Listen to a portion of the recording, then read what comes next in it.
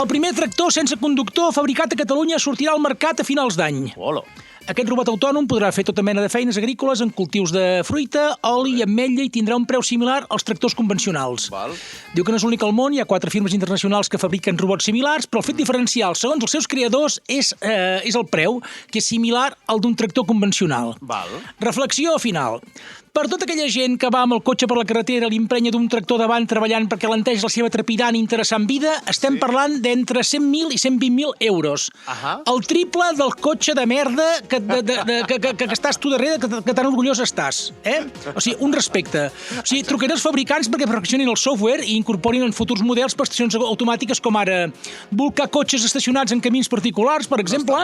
No està mal. Escampada de femtes amb protestes o en acampades il·legals, o sigui, t'envies a Barcelona a adobar el carrer Balmes, saps què vull dir? Sí. O conducció lenta en carretera al cap de setmana amb una arada sucada amb tabasco per si s'encasta per darrere algun motorista aquests que allarga la tita triplicant la velocitat permesa per via interurbana rural, saps? Sí. Doncs això també ho podria incorporar al nou software del tractor aquest. No estaria malament, m'agrada. I més m'agraden els tractors, o sigui que, escolta, excel·lent.